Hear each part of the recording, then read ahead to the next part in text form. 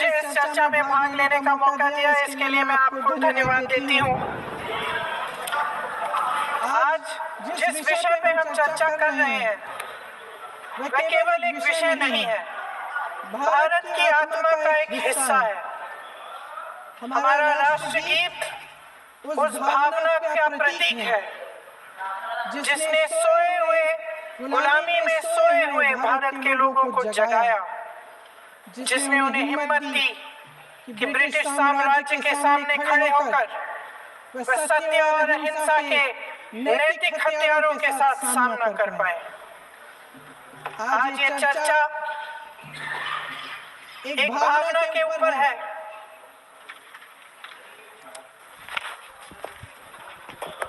और जब हम वंदे मातरम का नाम लेते हैं तो वही भावना हमारे दिल में उजागर होती है। जब हम वंदे मातरम का नाम लेते हैं तो हमें उस पूरे इतिहास की याद आती है जो स्वतंत्रता संग्राम का इतिहास था, उसकी पीड़ा, उसका संघर्ष, उसका साहस, उसकी नैतिकता, उसका जो बल था कि ब्रिटिश साम्राज्य उसके सामने झुका। अध्यक्ष महोदय, वंदे मातरम उस आधुनिक राष्ट्रवाद की अभिव्यक्ति है जिसने भारत के लोगों को एक राजनीतिक और नैतिक आकांक्षा से जोड़ा, जिसने भारत के लोगों को एक साझा नियति के उत्तराधिकारी, एक साझा भविष्य के निर्माता के रूप में देखा। लेकिन आज की ये बहस मुझे कुछ अजीब सी लग रही है। जैसे मैंने कहा, ये गीत देश की आत्मा का हिस्सा बन चुका है। 150 सालों से देशवासियों के दिलों में ये गीत बस चुका है। 75 सालों से हमारा देश आजाद है, तो फिर आज इस बहस की क्या आवश्यकता है?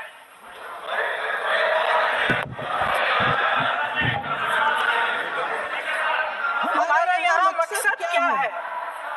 जनता से हमें दिया गया दायित्व, जनता का विश्वास, उनके प्रति हमारी जिम्मेदारी, हम किस तरह से इसका इस्तेमाल कर रहे हैं, हमें ये सोचना चाहिए। क्योंकि अब इस मोड़ पर हम इस सदन में अपने राष्ट्रगीत पर भी बहस करेंगे। आपने बहस मांगी है, आपने बहस मांगी है। आप तो इलेक्टोरल रिफॉर्म्स की बहस नहीं मांग रहे थे कि जब तक हम इस पर बहस नहीं करेंगे तब तक उस पर बहस नहीं होगी। इसकी वजह क्या है? इसकी वजह क्या है? हम आज यहाँ ये बहस क्यों कर रहे हैं? हमारा राष्ट्रगीत है, इस पर क्या बहस हो सकती है? हम ये बहस यहाँ आज 2 वजहों से कर रहे हैं। पहला कि बंगाल का चुनाव आ रहा है, हमारे अपनी भूमिका निभाना चाहते हैं उसमें। और दूसरी वजह ये है, ये मकसद है, पुरानी मकसद इनकी अध्यक्ष महोदय, कि जिन्होंने स्वतंत्रता की लड़ाई लड़ी, जिन्होंने देश के लिए बड़ी बड़ी कुर्बानियां दी, उन पर सरकार नए आरोप लादने का मौका चाहती है। देश का ध्यान फिर से जनता के ज्वलंत मुद्दों से भटकाना चाहती है। यही एक मकसद है आपका। आपका मकसद है कि हम फिर से उसी अतीत में मंडराते रहें, उसी की तरफ हम देखते रहें जो हो चुका है, जो बीत चुका है। क्योंकि ये सरकार वर्तमान और भविष्य की ओर देखना ही नहीं चाहती, वे इस काबिल ही नहीं रही। सच्चाई ये है अध्यक्ष महोदय कि आज मोदी जी वह प्रधानमंत्री नहीं रहे जो एक समय में थे। सच ये है कि ये दिखने लगा है, उनका आत्मविश्वास घटने लगा है, उनकी नीतियां देश को कमजोर कर रही हैं। और मेरे सत्ता पक्ष के साथी चुप इसलिए हैं क्योंकि अंदर अंदर से वे भी इस बात से सहमत हैं। आज देश के लोग खुश नहीं हैं अध्यक्ष महोदय, परेशान हैं, तमाम समस्याओं से घिरे हुए हैं, तमाम समस्याओं से घिरे हुए हैं। और उन समस्याओं का हल आप निकाल नहीं रहे हैं। हाँ ठीक है, उसका भी बोल लेंगे, समय आएगा तो उसका भी बोल लेंगे, बल्कि कल समय आ रहा है, चुनाव पे चर्चा होगी, उस पे भी बोलेंगे। अध्यक्ष महोदय, इनके भी अपने लोग तभी जबान में कहने लगे हैं कि सारी सत्ता को केंद्रित करने से देश का नुकसान हो रहा है।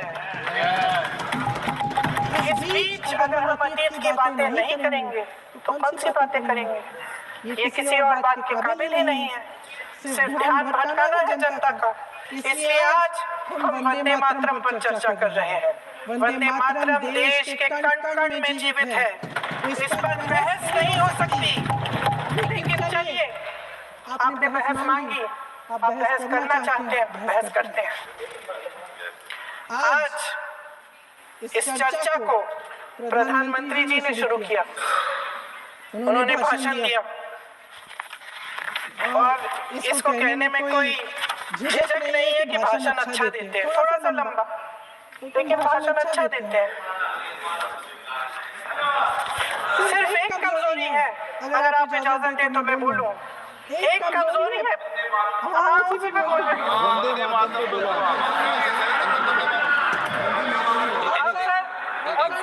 तारीफ करनी तो वंदे मातरम का तो हम वंदे मातरम पर ही रखें।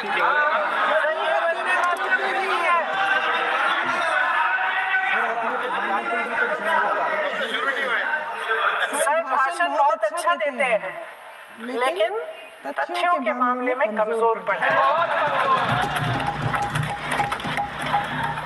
इसमें भी एक कला होती है कि तथ्यों को किस तरह से जनता के सामने रखा जाए। मैं तो नहीं हूँ, जनता की प्रतिनिधि हूँ, कलाकार तो नहीं हूँ।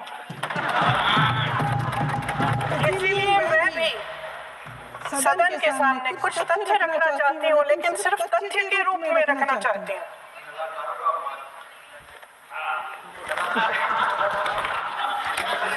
मैं उदाहरण दूं, उदाहरण दे देती हूँ सर, मांग रहे हैं। वंदे मातरम के बारे में, वंदे मातरम की जो सालगिरह पे आपने एक बड़ा कार्यक्रम आयोजित किया था, उसमें प्रधानमंत्री जी ने भाषण दिया। उसमें उन्होंने कहा कि 1896 में पहली बार गुरुदेव रविंद्रनाथ टैगोर ने ये गीत एक अधिवेशन में गाया।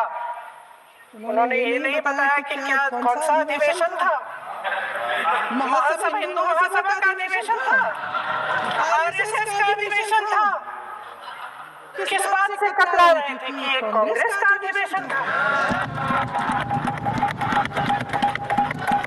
और उदाहरण दूं कि मैं आपका भाषण जारी रखूं,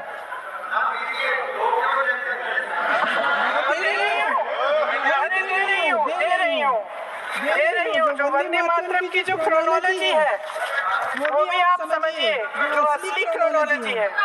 1875 में महाकवि बंकिम चंद्र चट्टोपाध्याय ने इस गीत के पहले दो अंतरे लिखे, जो आज हमारे राष्ट्रगीत घोषित हुए हैं, मतलब जो घोषित हुए थे और जिसको हम आज अपना राष्ट्रगीत कहलाते हैं।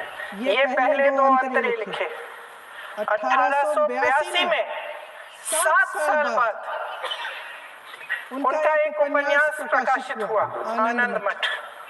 उस उपन्यास में यही कविता उन्होंने प्रकाशित की, लेकिन इसमें 4 अंतरे जोड़ दिए।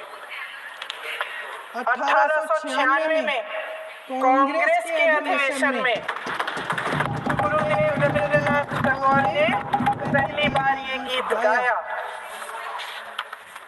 1905 में बंगाल के विभाजन के खिलाफ आंदोलन के समय वंदे मातरम जनता की एकता की गुहार बनकर गली गली से उठा।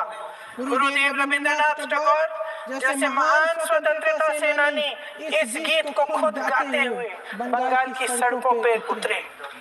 विद्यार्थियों से लेकर किसानों तक, व्यापारियों से लेकर वकीलों तक, हर कोई ये गीत गाने लगा। इस गीत की शक्ति को समझिए, ब्रिटिश साम्राज्य इसको सुनकर कांपता था।